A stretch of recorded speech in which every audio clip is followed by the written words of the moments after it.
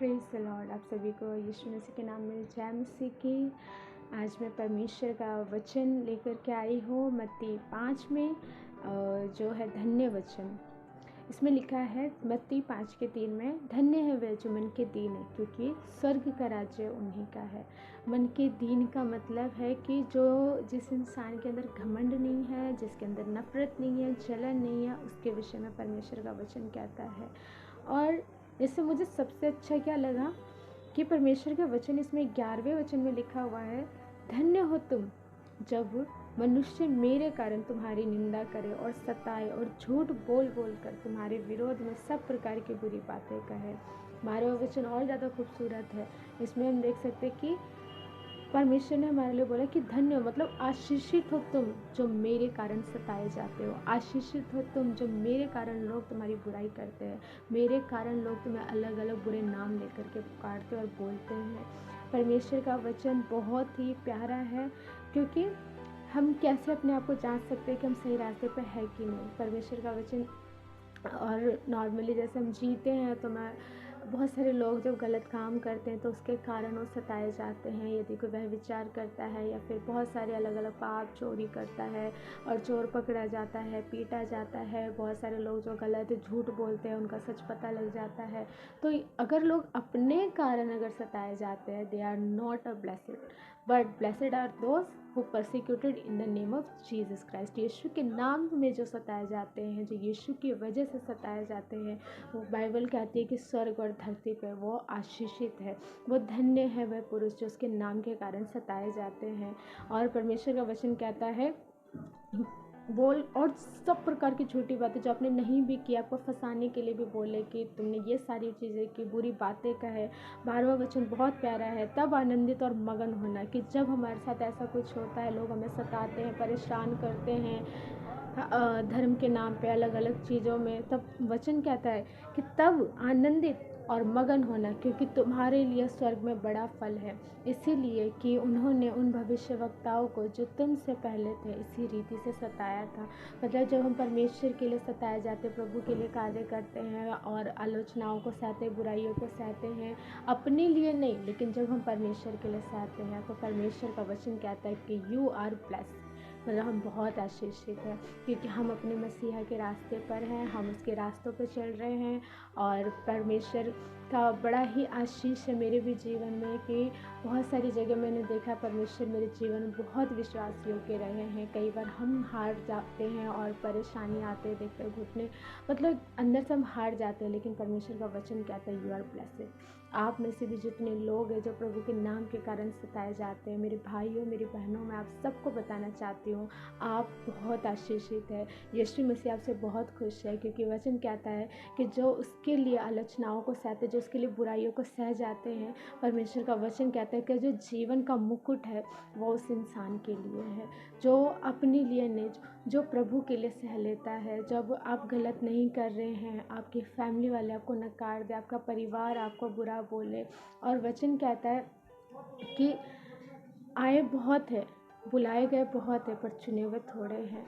आज ज़रूरी नहीं कि हर एक जन प्रभु के नाम में सताया जाए, सबकी कॉलिंग अलग है, सबकी जो भी परमेश्वर की ओर से जो काम है वो अलग अलग है, और सताया जाना भी एक आशीष है। कई बार हमको लगता है कि परमेश्वर ऐसे क्यों हो रहा है मेरे जीवन में, मैं आपके नाम को ले रही हूँ और लोग ऐसे से बोलते हैं, लेकिन वचन कहता है कि तुम आशीषित हो जो मेरे कारण सताए जाते हो, और तुम धर्मी ठहरे हो। हम सब पापी है, लेकिन केवल हम उसके नाम की वजह से धर्मी ठहरे हैं।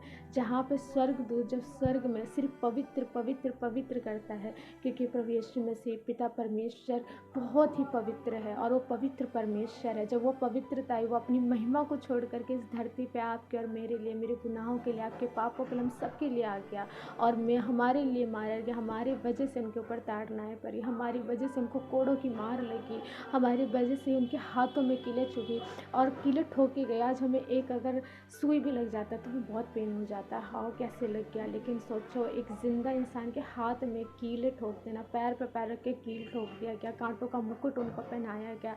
जिन हाथों से हम पाप करते हैं ना, उसने उस हाथ को, अब हमारे हाथ को पीछे कर उसने अपने हाथ पे कीलें ठुकवा ली कि मेरा बच्चा आज से इस पाप में, और इस पाप का दंड उसके ऊपर नहीं आएगा।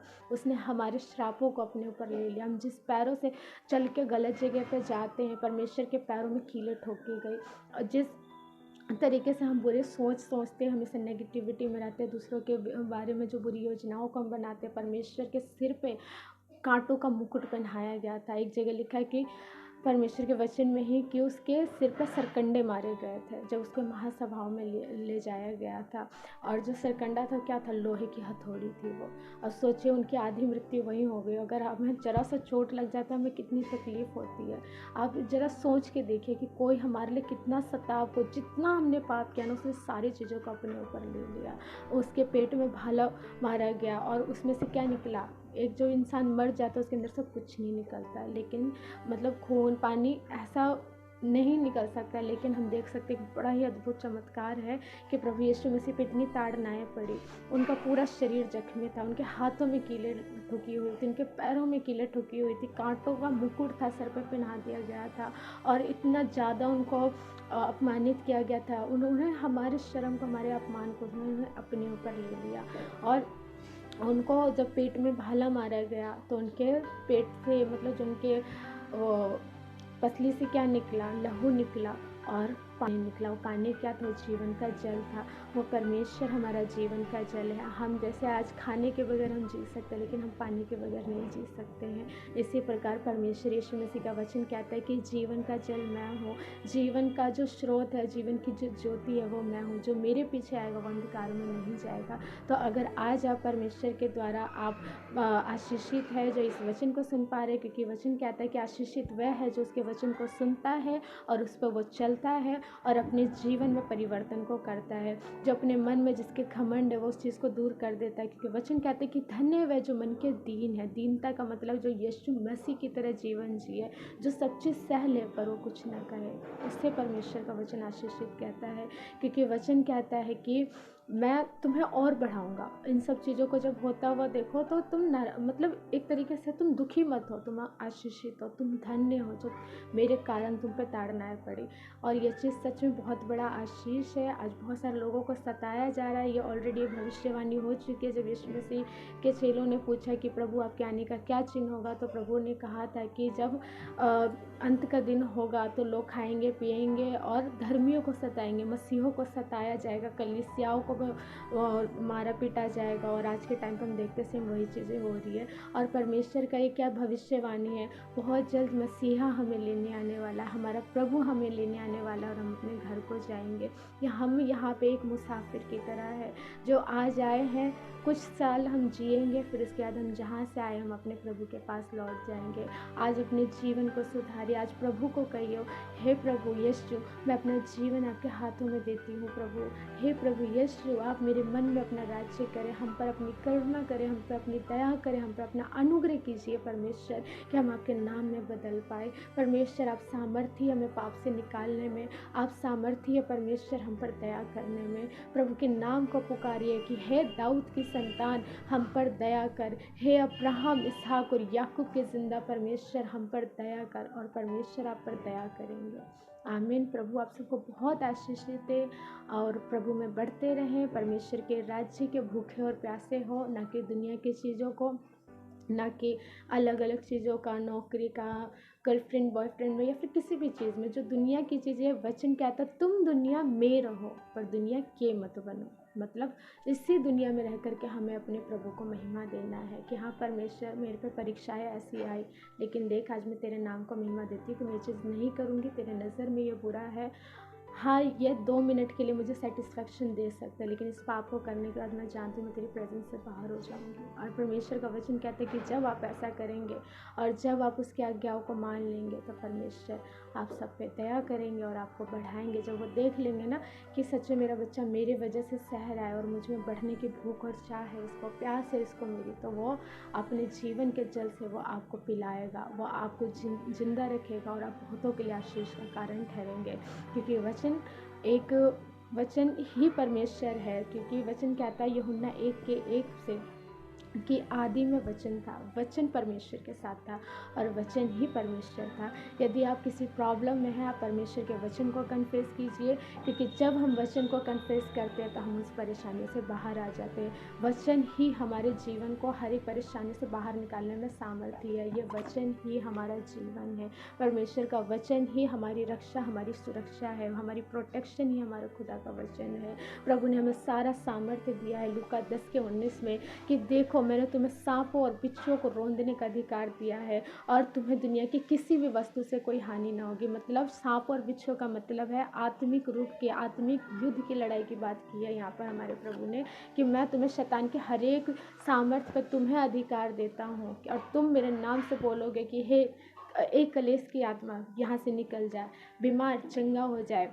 और जो भी मतलब हम प्रभु के नाम से बोलेंगे, क्योंकि सारी जो चीज़ें यीशु के आगे अधीन है और वो प्रभु से डरती हैं। वे प्रभु के नाम को जैसे वो सुनती उसके अंदर बेचैनी होता है, वो निकल जाता है। इसीलिए तो वचन कहता है मरकुस 16:17 में कि जो लोग मुझ पर विश्वास करेंगे प्रभु का सामर्थ्य उसके अंदर आएगा, प्रभु के विश्वास उसके अंदर आएगा, अभिषेक उसके अंदर आएगा और वो इंसान क्या होगा, जैसे वो बीमारों पे हाथ रखेंगे वे चंगे हो जाएंगे। यदि प्राणनाशक वस्तु भी पी ले तो उनकी कोई हानि नहीं होगी। तो पर ये नहीं कि आप जहर जाके पी लें, ऐसा ना करें।